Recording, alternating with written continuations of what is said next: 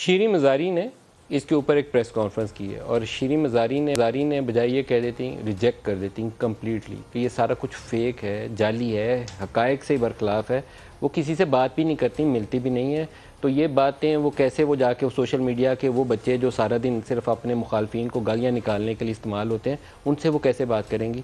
वो बयानियाँ देने की बजाय वो कह रही हैं कि ये तो ऑफिशियल फ़ोन था, उसकी रिकॉर्डिंग कैसे हुई है। मुझे उनकी लॉजिक, वैसे ये बात ठीक है कि ऑफिशियल फ़ोन की प्राइम मिनिस्टर की रिकॉर्डिंग नहीं होनी चाहिए, लेकिन इस मौके पे तो आपको उस रिकॉर्डिंग को रिजेक्ट करना था, रद्द करना था कि ये तो जाली है, इसका तो हक़ाइक़ से ताल्लुक़ ही नहीं है। वो रिजेक्शन तो मुझे कहीं नज़र नहीं आई। दिखाइए। फर्स्ट लेडी पे जो इल्ज़ामात लग रहे हैं, हमें नहीं पता, फोरेंसिक होगा तो पता चलेगा क्यों ये इलीगल हरकतें हो रही हैं फ़ोन टैपिंग की।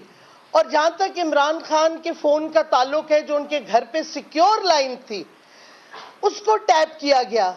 सुप्रीम कोर्ट को सुओ मोटो एक्शन लेना चाहिए कि कौन सी एजेंसीज हैं जो ये इलीगल हरकत कर रही हैं और सुप्रीम कोर्ट के ऑर्डर को वायलेट कर रही हैं। एक और ऑडियो आएगी, वो भी एक सिक्योर लाइन पे, उस वक्त के प्राइम मिनिस्टर इमरान खान की उस वक्त के प्रिंसिपल सेक्रेटरी आजम खान के साथ। अगर ये पब्लिक होती है, ना सिर्फ ये वायलेशन है सुप्रीम कोर्ट का ऑर्डर का, आइन के आर्टिकल 14 का, ये ऑफिशियल सीक्रेट्स एक्ट की भी वायलेशन है। और ये ना समझे कि हम चुप रहेंगे इस पे। ये जो शीरीन मज़ारी वाली प्रेस कॉन्फ्रेंस है, मुझे पता नहीं कि इमरान के भले के लिए थी कि इमरान को फंसाने के लिए थी, क्योंकि इसका मुझे मकासद समझ नहीं है। दो और ऑडियो है, मैं सुनवा के अपने मेहमानों की तरफ आऊँगा। मलिक रियाज की जरदारी को टेप दिखाइएगा। हेलो, सलामकुम सर।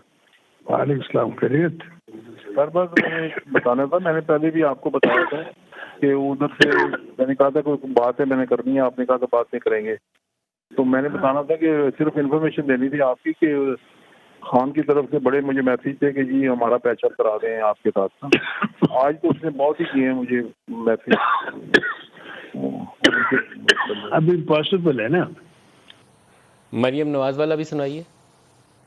समा को बहुत मौका दिए, लेकिन समा जो है वो ये इनका एंकर है नदीम मलिक साहब, और जिस तरह की समा की न्यूज़ है, अब हमारा और पैक नहीं चल सकता समा के साथ। तो आज से समा के एड्स बिल्कुल बंद हैं। इसके साथ जज अरशद मलिक की वीडियो शामिल कर लें, इसके साथ चेयरमैन नैब की वीडियो शामिल कर लें, तो पाकिस्तान में अगर तो सारा कि उसके ऊपर वो मिट्टी पाओ और आगे जाना है ना, तो फिर पाकिस्तान का निज़ाम सही तरीके से आगे नहीं चलेगा। इसके ऊपर कोई तहकीकात हो के सज़ा का अमल आगे बढ़ना चाहिए।